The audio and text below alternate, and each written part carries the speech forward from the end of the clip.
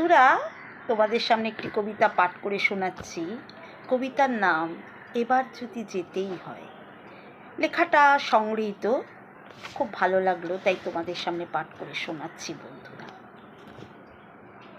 এবার যদি যেতেই হয় একেবারেই যেও, প্রতিবারের মতন ফিরে পাওয়ার আশা দু চোখে দিয়ে যেও না।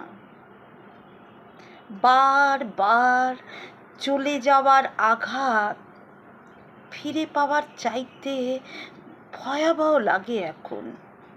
যদি যেতে হয় সেইভাবেই যেও, আলগোছে দরজাটা আধখোলা রেখে যেও না।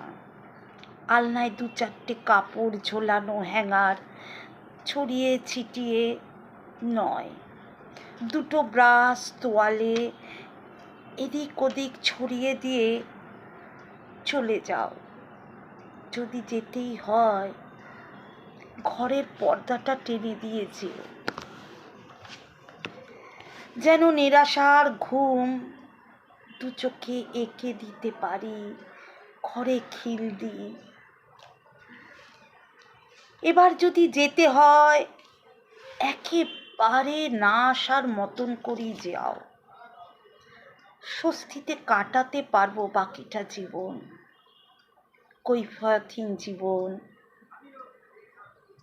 সারা শহরটা দেখব, সকালবেলা সূর্যোদয় দেখব পূব জানালায়, সন্ধেবেলায় সূর্যাস্ত দেখতে পশ্চিম জানালায় উকি দেব। প্রকৃতি শুধু দেখেই যাব, দু চোখে শ্রাবণ নিয়ে কারো আশায় থাকতে হবে না আর।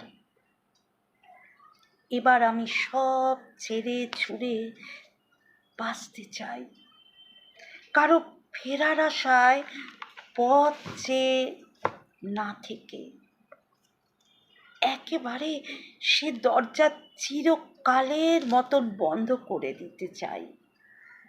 তাই এবার যদি যেতেই চাও তবে সেভাবেই যেও, যেভাবে গেলে আর ফিরে আসা যায় না। একটা মানুষকে ধীরে ধীরে নিঃশেষ হয়ে যেতে হয় না? এবার যদি যেতেই হয়